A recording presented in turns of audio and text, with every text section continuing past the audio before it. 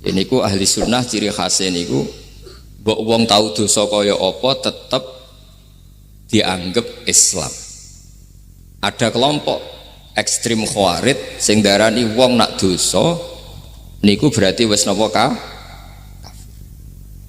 Jadi itu efeknya luar biasa dari madhab-madhab itu. Lalu kenapa madhab Abul Hasan Asadili yang kita pilih? Karena kalau orang Islam kamu kafirkan, niku mboten ketemu, cara akal niku mboten ketemu. Nggih cara berpikir kita, masyhur Abul Hasan Asadili ngendikan, wong iku nak kafir mulai cilik nganti 70 tahun. Kalau baleni malih tiyang kafir cilik ngantos 70 tahun. Itu kan menjadi mukmin itu hanya dengan melafadzkan apa? Syahadat la ilaha illallah Muhammadur Rasulullah. Niku hadhil kalimah satu ini. Kalimah syahadah niku saged ngilangi kekafiran 70 tahun. Artinya kalimat ini adalah kalimatun dakhala fihal kafiru al-islam atau kalimatun sara bihal kafiru musliman. Jadi ngaji rileks, ini tanamkan di hati. Ini adalah kalimat yang orang kafir saja menjadi muslim, hanya sekali dilafadzkan. Masa lalu dengan kalimat yang sama tiang muslim menjadi kafir. Ini kumun buatan ketemu akal. Makanya madhab takfiri, madhab gampang mengkafirkan orang itu jelas madhab yang enggak ada rujukannya sama sekali, enggak ada pegangan ilmiahnya sama sekali. Wong kafir wae dadi Islam, mosok wong Islam dadi kafir. Mau perkara tahlilan ning kuburan. Gara-gara tahlilane nyekel patok dianggap napa? Mergo dianggap jaluk napa? Jaluk bae, jaluk kufur. Mulane dawuh Said Muhammad masyhur itu diterjemah di seluruh bahasa di dunia. Wong-wong sing ngafirno iku mbok yo sekali-kali nginceng. Nginceng iku ngrungokno. Lho kula nu sampean tahlil iku yo ora seneng. Kadang sing tahlil iku yo rada kurang ajar. Kula niku yang ben nak mati, nak sing tahlil nang Jepun niku ora seneng. Mergo yo rada sombong lah wong tahlil iku ya kadang rada sombong. Misale ngaten, kula kiyaine jenengan. Dongane ngene, ya Allah, ini guru saya. In kana muhsinan fazid fi ihsani. Kalau dia baik, itu ya tambahlah kebaikannya. Mosok murid muni gurune baik itu kalau itu itu kan ngenyak uang. Ini soleh-soleh permanen dianggap napa? Jadi dongane nu ngeper, in kana muhsinan fazid fi ihsani. Wa ingkana musian fatajawas anhu, misalnya kalau dia orang buruk, kalau beliau orang buruk yang kau maafkan. Maka orang-orang di luar sana yang mengatakan andekan tahlil itu baik pasti dilakukan sahabat, itu logika yang keliru. Sahabat gak mungkin kan nahlili Kanjeng Nabi ngendikan ingkana musinan sido kafir ngoten nggih mboten. Lah wong Kanjeng Nabi kok apike di ngendikano ingkana ini kok kafir. Wong Nabi kok ingkana andai. Saiki pertanyaannya gini, kita sebagai kiai, sebagai guru, ku murid nak tahlil ya rada kurang ajar sithik. Wong gurune kok diomongno ingkana musinan ambek ingkana musian. Nah pertanyaannya gini, lepas dari kowe rada kurang ajar lah, dalam tahlil itu rada kurang ajar karena nyebut guru ora kode kana musinan tapi ingkana muhsinan. Maksudnya kalau sampean sebagai murid kan menapa kode kana muhsinan, guru saya benar-benar orang baik, bukan ingkana andekan orang baik. Tapi ada satu kepastian bahwa ini tidak minta sama mayit. Jadi tujuan kalau kita minta mayit itu salah sama sekali. Wong kita datang ke kuburan malah memintakan ampunan untuk mayit. Kok iso darani njaluk iku piye? Ya mergo mau didelok kok adoh ketoke ngatong ya berarti njaluk. Lah ya wong fatwa kok mau berdasar inceng-incengan kok adoh niku ora jelas ya fatwa ini.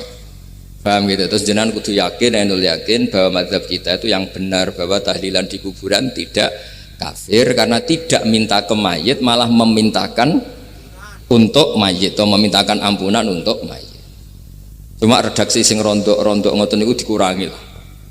Nah kangge guru niku nggih dikurangi lah. Kurangi, ya Allah jenengan maha pengampun, kula suwun guru kula jenengan ampuni. Jadi ampun ngangge donga sing teng salat mayit Nah, sholat mayit itu kan memang ada sanatnya, memang semua bentuknya seperti itu. Tapi nak ning kuburan, kalau betul nanti itu ngotong Mbah Mun ngoten, ya Allah ini guru saya, engkau anugerahkan beberapa ilmu, beberapa amal yang manfaat untuk orang banyak. Kula suwun jenengan tampi, jenengan dat sing maha pengampun, jenengan ampuni. Tapi betul ngangge ingkana itu, tangan-tangan muga aku dadi kiai ini tersinggung. Murid orang ajar, masuk darani gurune apik iku andekan. Tapi berhubung ra paham ya alhamdulillah ya do. Tahlil yang Wali Songo ya buanter-banter nganggo mik. Lah sing kene paham ya rada risi, piye? Wali Songo darani ingkana iku piye wae. Dadi niku mareni, mulane kula suwun nak tahlil nyewa kiai sing alim lah ben rada bener, ben rada bener. Tapi ampun nyewa kula mboten purun. Kalau nu gak ada pondok, jadi buatan saya masyhur susah diundang orang kecuali yang ada hubungan guru, hubungan sarang. Karena beliau lama sekali ngajar di MGS. Beliau Gus Maksum tuh lama ngajar di MGS. Jadi saya itu hanya datang di orang-orang yang pernah khidmah di sarang, terus yang pernah keluarga sepuh. Saya datang ke Jakarta ke Pak Quraisy Shihab itu ya karena Pak Quraisy itu lama sekali bikin diskusi tafsir, akhirnya saya termasuk pengajar di pondok beliau. Jadi faktornya ya hanya karena itu, bukan yang lain. Terus kalau suwun jenengan kedah yakin kalau faham takfiri yang memudahkan mengkafirkan orang lain itu faham yang salah, karena itu bahaya. Terus bahaya kedua secara fikih itu nanti repot. Kalau nanti di salah satu seminar itu sudah mau zuhur, ketemu satu narasumber yang gampang mengkafirkan orang, itu separuh masjid kebetulan mereka banyak yang bisa ngaji itu terus gak sholat zuhur. Ditanya sama mereka, lu kok gak sholat zuhur, ini sudah masuk waktu, kan sholat hanya wajib untuk orang muslim, kita akan kafir. Ya karena dikafirkan tadi kan, kalau kita akan dikafirkan. Akhirnya gak kafir, sholat. Efek dari mazhab itu panjang. Kalau betul faham mereka itu betul, berarti yang sudah kafir, orang kafir itu wajib sholat enggak kan? Itu malah panjang kan, karena terus menjadikan orang Islam tidak sholat. Nanti ke masjid tidak boleh, orang kafir nggak boleh masuk masjid. Itu efek fikihnya panjang. Jadi kalau suwon mazhab Abil Hasan Asyadzili niku dipegang.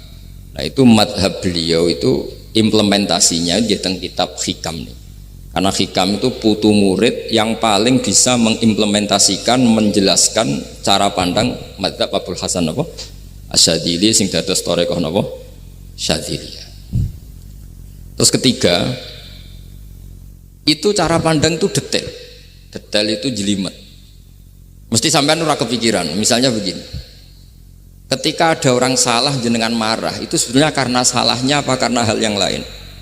Normalnya orang itu berpikir karena salahnya, itu keliru cara Abul Hasan Asyadzili. Pasti kamu marah itu karena ada hal lain.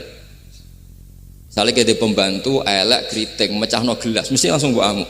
Alasannya mecahno gelas. Tapi nek sing mecahno iku wong ayu, kowe iso ngamuk. Kowe iso ngamuk wong ayu. Mecahno gelas lah. Kok gelas lemari, rasa gelas. Sama, kamu janjian sama orang, wongnya nyulayani janji, mesti mbok maki-maki. Katanya jam 10 kok udah datang gini-gini. Nah, tapi kalau yang terlambat itu wong sing ngutangi kowe iso ngamuk orang sing ngutangi kowe.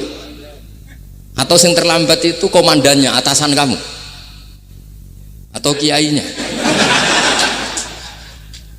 Nah, artinya gini, ketika kamu marah atas nama terlambat itu sebetulnya karena terlambat atau karena hal lain.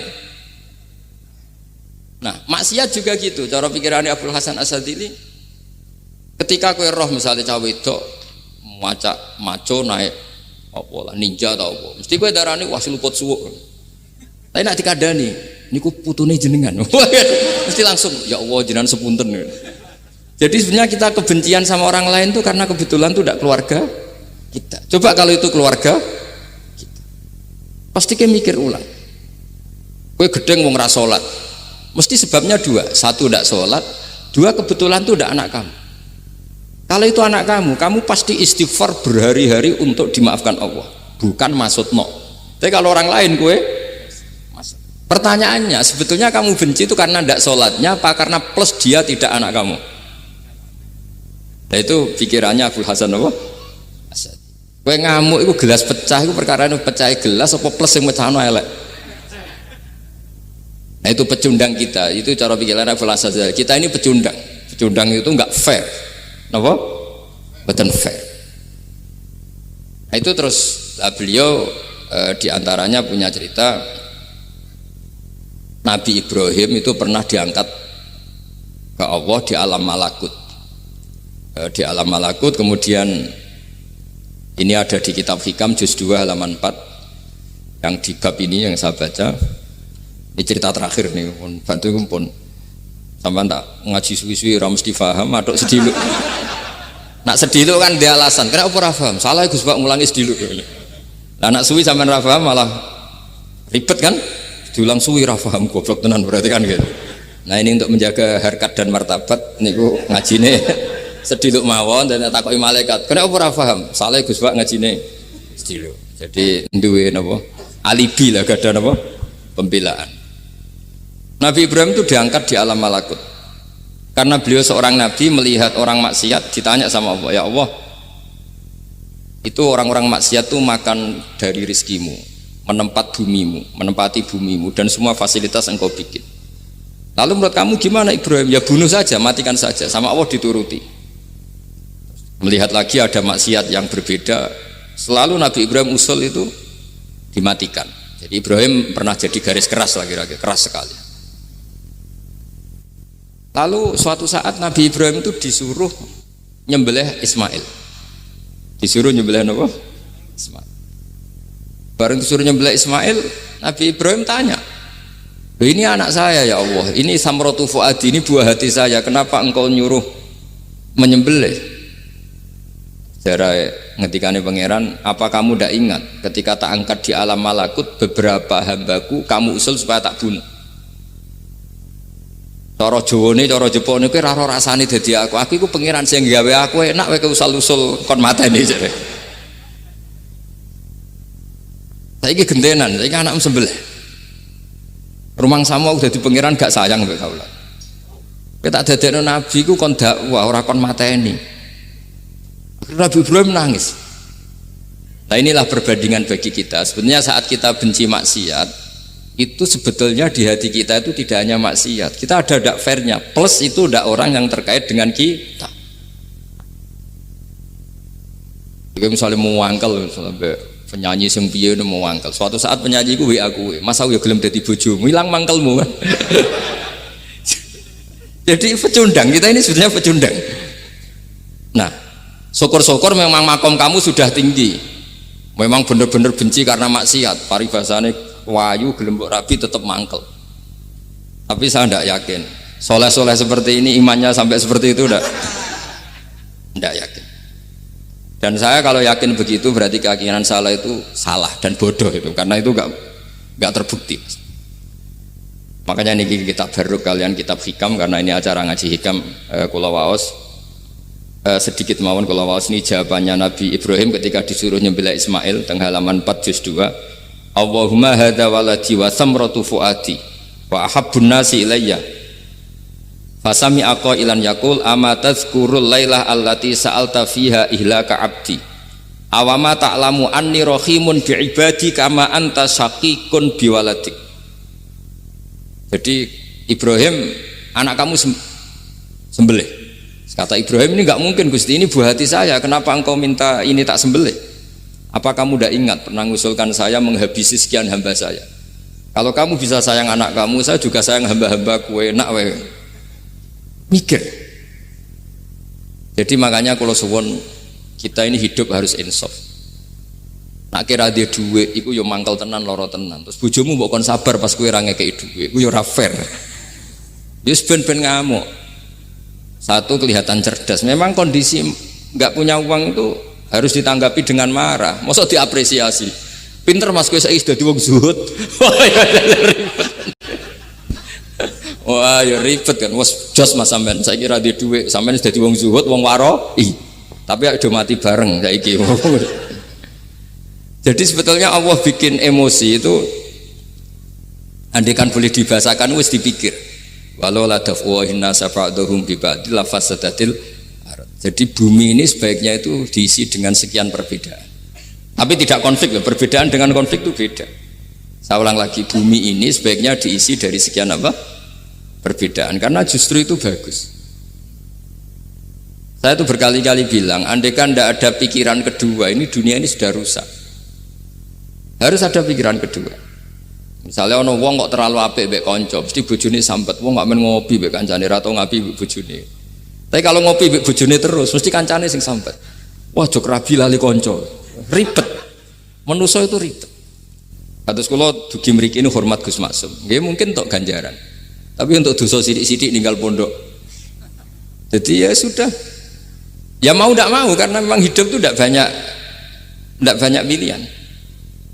Ada orang sering ibadah di masjid sholat itu ya bagus. Tapi dia pasti tidak baik dalam sistem sosial.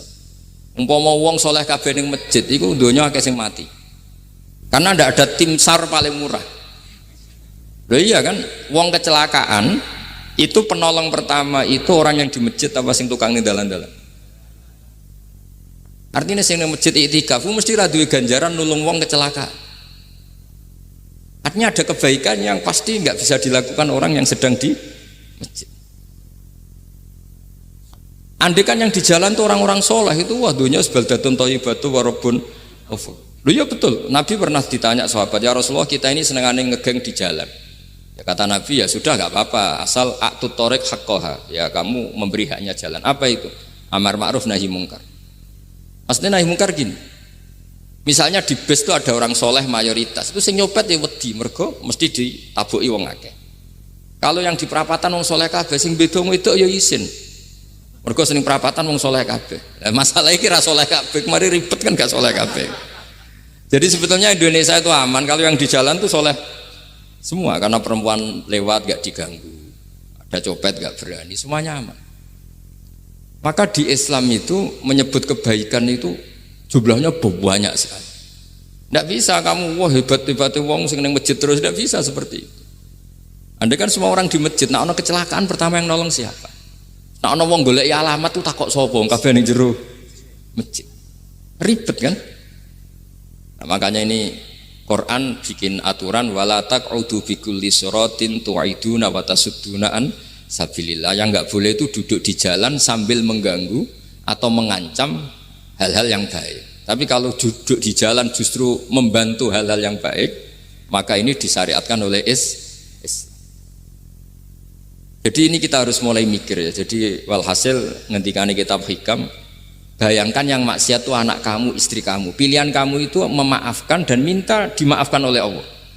Tapi ketika orang lain kamu minta supaya dilaknati Allah, ini tidak fair.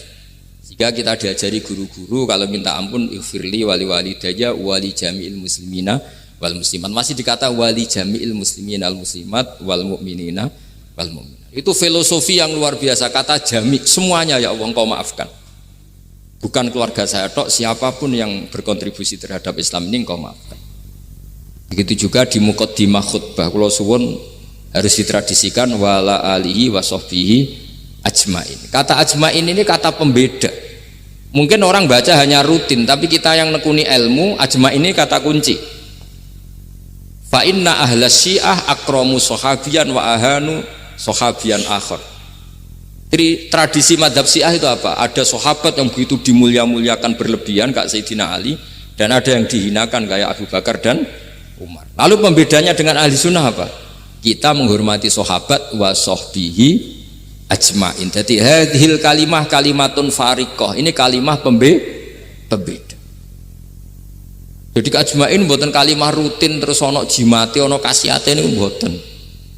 Kita maklumatkan ke seluruh dunia bahwa mazhab ahli sunnah ditandai dengan wa ala alihi wa sahbihi ajmain. Mulane dawuh Mbah Hasyim wa nukrimu ahlal bait wa nukrimu jami'a ashab Rasulillah sallallahu alaihi wasallam. Wa nukrimu jami'a ashabi Rasulillah sallallahu alaihi wasallam. Ciri utama madzhab Ahlussunnah apa? Menghormati keluarganya Nabi dan menghormati seluruh, ada kalimat apa? Seluruh sahabat. Jadi kata ajma'in itu kalimatun fariqah atau kalimatul fasl. Kalimat yang membedakan mana madhab Syiah dan madhab Ahlussunnah apa? Itu kalau jenengan ngaji teng Gus Maksum napa teng Kiai Haji Maksum, di antara madhabnya sinten Nabi Ibrahim yang diceritakan Abdul Hasan apa Asyadili, kebencian kepada maksiat, kita semua pasti benci maksiat, tapi gak fair kan, yang satu kamu laknati, yang satu kamu doakan. Ujung-ujungnya apa? Ada unsur hadun nafsi. Kalau yang terkait dengan jenengan mbok dongakno di sepuro, nah yang gak ada terkait mbok pasutno, ini kan gak fair, padahal sama-sama apa? Maksiat. Terus kalau suwun polemik tentang ketentuan gimana hukumnya ziarah kubur, ya hukumnya baik karena mendoakan atau memintakan ampun untuk yang mati, bukan meminta sama yang mati. Udah bisa Muhammad kena arah percaya rukokno wong didelok kok ado pancen ya ngeri kan, patoke diusap-usap bariku ndonga delok kok ado kan iku njaluk kuburan, padahal mayite ngeluhe perkara mau. Kadang nek sing kiai ini rapati iso ngaji wamen ingkana wali kok darani napa? Ya Allah, jika mayit ini, andekan mayit ini baik, maka, dan andekan tidak, lu cara kowe dadi mayite bocah ora jelas mayit. Nah, makanya ini cobalah kalau sholat jenazah tidak apa-apa doa itu karena sanatnya seperti itu. Kalau doa no guru ya diatur-atur yang baik lah, langsung mawon ya ghafiratunu wal khotiat gini-gini, saya mohon beliau amal baiknya jangan terima, amal buruknya jangan ampuni, karena guru juga manusia tidak nabi. Boten terus apa pakai apa ingkana.